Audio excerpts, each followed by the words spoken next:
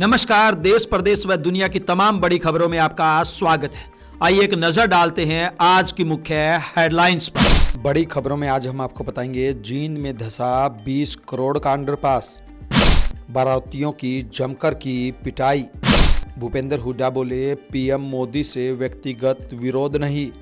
Haryana CM Saini की सुरक्षा में हुई 2 बार चूक। मोदी बोले, कुछ नेता हमारे पर्व परंपरा को गाली देते हैं। पाकिस्तान में होली खेलने वाले हिंदू मुस्लिम छात्रों पर दर्ज हुई एफआईआर। हरियाणा के हारे हुए मंत्रियों व विधायकों की सुरक्षा घटेगी। हरियाणा निकाय चुनाव के लिए कांग्रेस ने 4 पन्ने का घोषणा पत्र किया जारी। क्रिप्टो करेंसी को लेकर ईडी की 7 घंटे चली रेड। खट्टर की राह पर चले सीएम नायब सिंह सैनी। कांग्रेस नेता ने अपनी पार्टी के विधायक को बूढ़ा व अज्ञानी बताया। 10वीं बोर्ड परीक्षा प्रश्न पत्र पर होगा क्यूआर कोड। किसानों के दिल्ली कूच पर टला फैसला। अब देखिए खबरें विस्तार से। बड़ी खबर में आइए सबसे पहले बात करते हैं 20 करोड़ की लागत से बनने वाले अंडरपास के धंसने की। जी हां, जींद में Delhi Bathinda railway line crossing पर 20 करोड़ से बन रहा अंडरपास धंस गया। इसकी चपेट में यहां से गुजरता नाला और सड़क भी आ गई। इससे अंडरपास से सटे 3 मकानों का रास्ता बंद हो गया। उनकी नींव को भी खतरा पैदा हो गया है। घर के आगे 20 फुट गहरी खाई बनने से 20 लोग घरों में फंस गए हैं। कुछ को सीढ़ी निकालकर बाहर निकालना पड़ा। पानीपत शहर में एक शादी समारोह में नाचते हुए धक्का मुक्की होने से विवाद गहरा गया। विवाद इतना बढ़ गया कि बारातियों की जमकर पिटाई कर दी। लाठी डंडे ईंटों से उन पर हमला किया गया, जिससे कई लोग घायल हुए हैं। मामला ज्यादा बढ़ने पर इसकी सूचना पुलिस को दी गई। पुलिस ने मौके पर पहुंचकर मामला शांत करवाया और अपनी निगरानी में ही शादी संपन्न कराई। हालांकि पुलिस ने आरोपियों पर केस दर्ज नहीं किया। दुल्हन की मां ने कहा कि जब वे एसआई के पास गए तो कार्रवाई की जगह उसने कहा कि क्या उनको फांसी पर चढ़ा दूं। प्रधानमंत्री नरेंद्र मोदी के इनविटेशन देने वाले वायरल वीडियो पर हरियाणा के पूर्व मुख्यमंत्री भूपेंद्र सिंह हुड्डा ने सफाई दी है।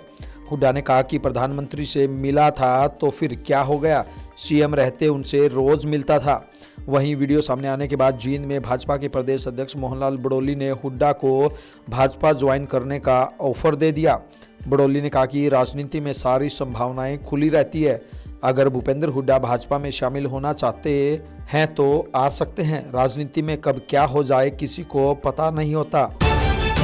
फरीदाबाद में रोड शो के दौरान सीएम नायब सैनी की सुरक्षा में 2 बार चूक हुई।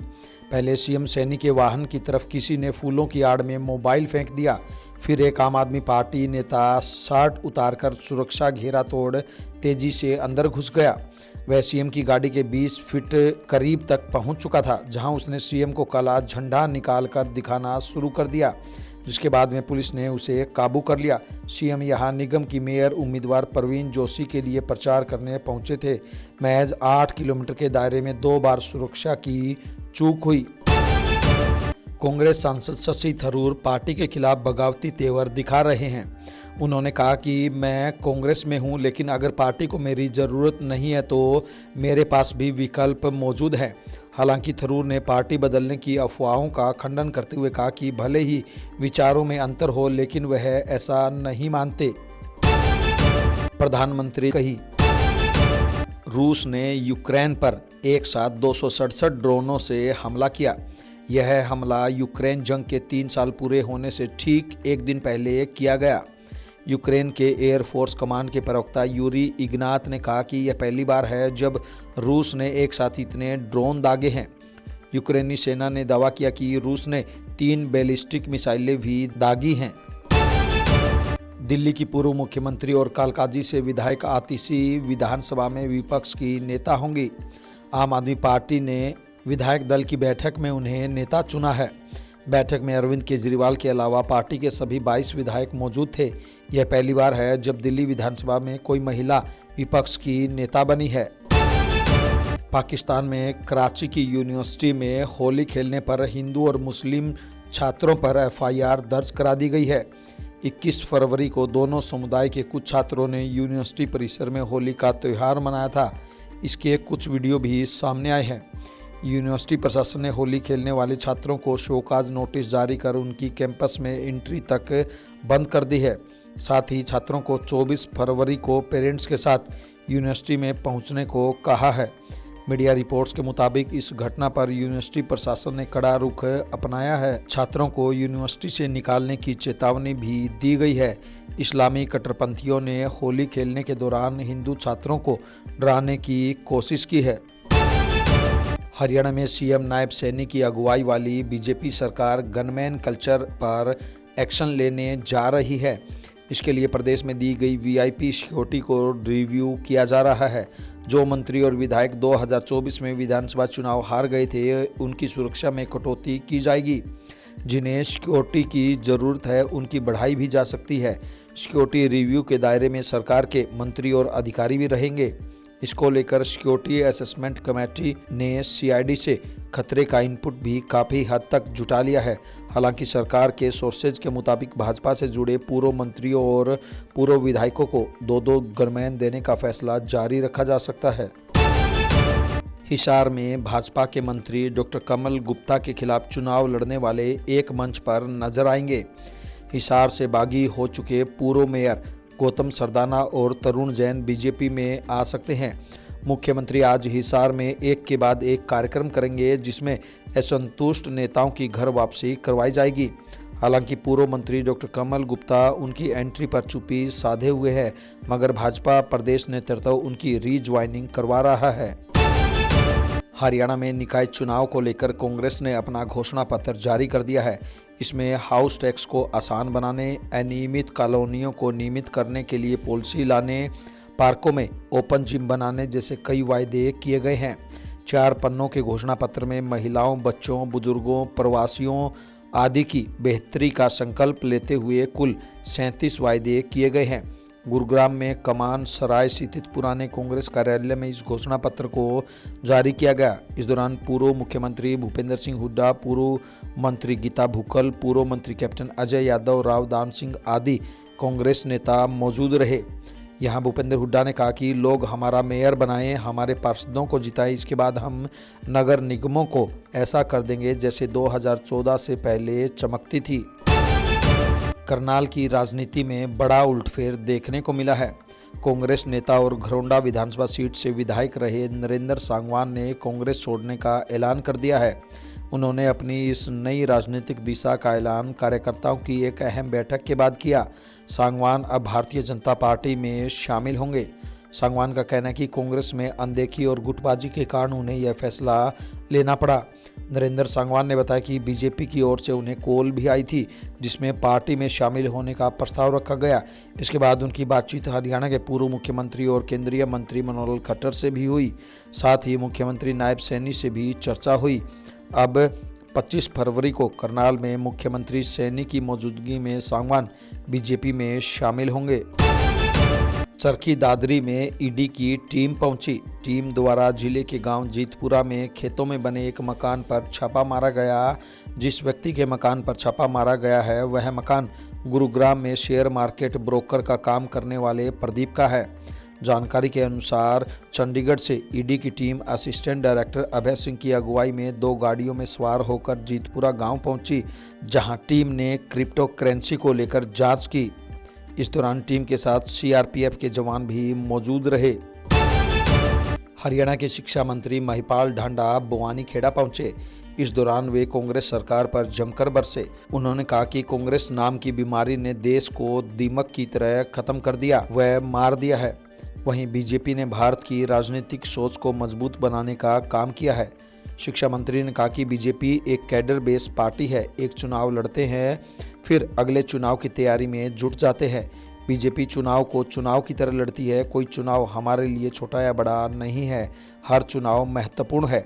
इसलिए हर चुनाव में पूरी ताकत व जान लगाकर पार्टी के कार्यकर्ता व नेता अपना काम करते हैं।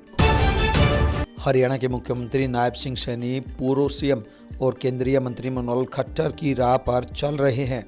पूर्व सीएम की तरह सीएम सैनी ने भी बजट सेशन से पहले मंत्रियों और विधायकों की मीटिंग बुला ली है। इस मीटिंग में सीएम बजट को लेकर सभी से राय लेंगे। यह चर्चा 2 दिनों तक चलेगी। पंचकुला के रेड बिशप होटल में बजट को लेकर चर्चा की जाएगी। मुख्यमंत्री के पास ही वित्त विभाग है और वे वित्तीय वर्ष 2025-26 के बजट को तैयार करने में लगे हैं। वे समाज के विभिन्न वर्गों से बजट को लेकर उनकी राय जान रहे हैं। हरियाणा नगर निकाय चुनाव में पूर्व राज्यसभा सांसद सुभाष चंद्रा की एंट्री हो गई है। सुभाष चंद्रा ने विधानसभा चुनाव में एशिया की सबसे अमीर महिला सावित्री जिंदल का समर्थन किया था। अब फिर से सुभाष चंद्रा जिंदल समर्थित पार्षदों को समर्थन देने का ऐलान कर चुके हैं। फतेहाबाद में कांग्रेस की आंतरिक कलह एक बार फिर सामने आई है। पूर्व सीएम भूपेंद्र हुड्डा गुट के नेता हरपाल सिंह बुडानिया ने टोहाना से कांग्रेस विधायक परमवीर सिंह पर तीखा हमला किया है। उन्होंने कांग्रेस विधायक को बूढ़ा और अज्ञानी बताते हुए कहा कि उन्हें बोलना भी नहीं आता और वे घर से बाहर भी नहीं निकलते हैं। टोहाना में कांग्रेस नेता का ये बयान तब आया है जब बुडानिया टोहाना के हिसार चंडीगढ़ रोड को जोड़ने वाले नेशनल हाईवे 148B का निरीक्षण करने पहुंचे थे। उन्होंने लोक निर्माण विभाग पर निर्माण कार्य में अनियमितता के आरोप लगाए हैं। साथ ही अपनी ही पार्टी के कांग्रेस के विधायक को भी घेरा है। हरियाणा विद्यालय शिक्षा बोर्ड की 10वीं और 12वीं कक्षा की वार्षिक परीक्षाएं 27 फरवरी 2025 से शुरू होने जा रही है।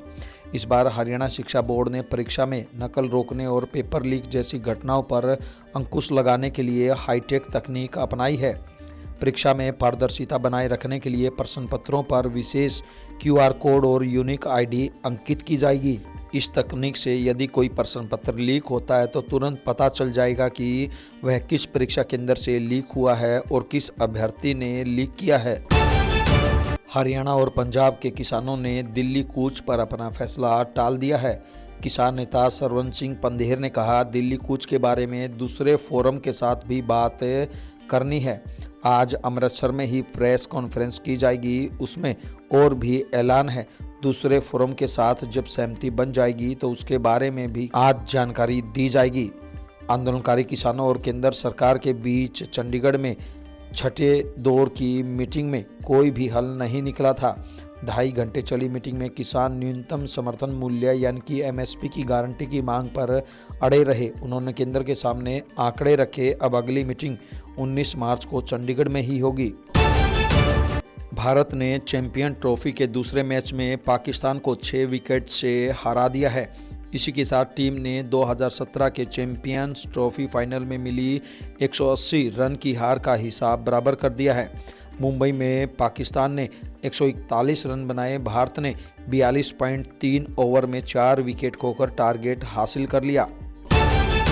इन तमाम खबरों को लेकर आपकी क्या कुछ राय है, आपकी क्या कुछ प्रतिक्रिया है, आप हमें कमेंट बॉक्स के माध्यम से जरूर बताएं। ब्यूरो रिपोर्ट, बिंदास हरियाणा।